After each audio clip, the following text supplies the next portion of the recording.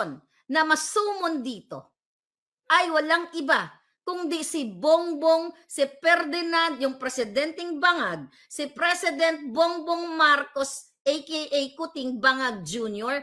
para kayo mag-gather ng mga impormasyon, marinig ng taong bayan, 'di ba? Marinig kung ano yung sasabihin niya. Kasi sabi niya, para siya sa taong bayan, para sa what? Para sa kabutihan ninyo. To what? To craft or to amend the laws para mapabuti ang sitwasyon ng taong bayan. So ang subject matter, it's not Maharlika. Kaya kayo nandiyan sa Senado para pagdating ng panahon at narinig ninyo na itong lahat na ipatawag ninyo si Marcos Jr. diyan sa hearing na yan at siya ang dapat talagang nandiyan na present. Okay? Actually, hindi ako. Dahil ang boses ko, mga kababayan, wala naman akong knowledge doon sa gabi o yung araw na yun, noong March 11, na kung saan tinipa ni Agent Morales yung sworn statement, okay? Yung statement ng confidential informant, wala ako doon. Okay? Ang participation ko lang is what? Inilabas ko yung dokumento dahil nga sa galit ng taong bayan na hindi nyo sinasagot, lahat ng mga taong, ni Kuting, hindi sinasagot ang mga hinaing ng taong bayan. Kaya, itong mga taong mga puting asa sinasabi natin, nagkaroon sila ng pag-asa na may isang Maharlika na itinaya ang kanyang alindog, ang kanyang buhay para marinig ng taong bayan. So itong mga hearing in aid of legislation, chuchu na yan, di ba? Alam naman natin na didinggin yung mga testigo doon, yung mga resource person na ito. But the best resource person here, Senator Bato. Okay? We are pressuring you. And I think it's our right na i-pressure kayo. The best ever person na masumon dito ay walang iba kundi si Bongbong, si Ferdinand, yung presidenteng bangag, si President Bongbong Marcos aka Kuting Bangag Jr. para kayo mag-gather ng mga impormasyon, marinig ng taong bayan, 'di ba? Marinig kung ano yung sasabihin niya. Kasi sabi niya, para siya sa taong bayan, para sa what? Para sa kabutihan ninyo. To what? To craft or to amend the laws para mapabuti ang sitwasyon ng taong bayan. So ang subject matter, it's not Maharlika. Hindi, sabi ko nga, hindi naman ako ang nakalagay doon sa listahan. Hindi ako nakalagay sa listahan na ako ang nagpulburon. So pananagutan ng komite ni Senator Bato at ng gobyernong bangag na ipaliwanag sa taong bayan na nung gabi ba talaga, na si Kuting ba talaga ay hanggang ngayon namumuno under the influence of what? Of pulburon. 'Di ba?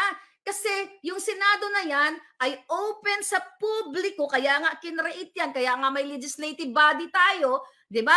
Dahil yan ay para sa taong bayan na scrutinize, 'di ba? Himay-himayin, bantayan ang mga jutang ginimes na mga bangag at maging accountable sila sa kanilang mga ginagawa o sa kanilang trabaho katulad ni Marcos Jr. Siya dapat talaga, Senator Bato, go, go, go. Ipatawag mo si Marcos Jr., aka Bangag.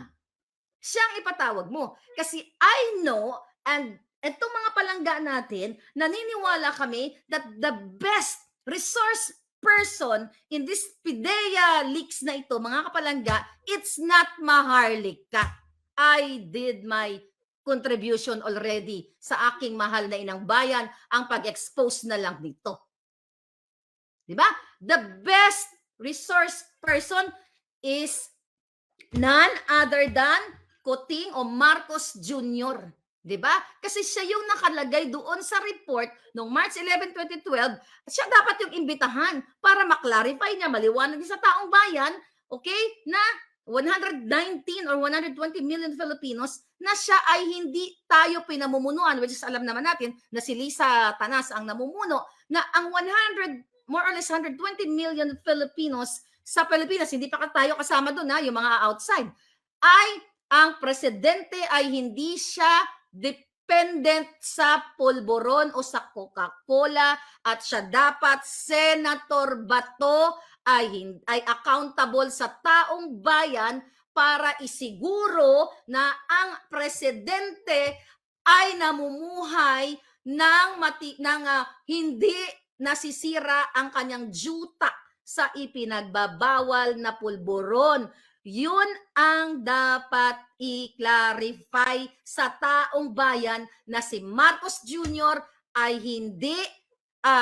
hindi nakakarga ang kanyang utak sa Coca-Cola na yan. So ngayon mga palangga, ang sinabi ko kanina, so kapag pinatawag nyo na si Kuting, Senator Bato, and the rest of this, actually hindi na si Senator Bato dito, kawawa nga siya, mag-isa lang siya dun eh. 'Di ba? Ayaw makisama tong mga markahan niyo tong mga mga ginayupak na tong, mga senador na tong nabanggit ko. 'Di ba? Pasweldo sila ng taong bayan.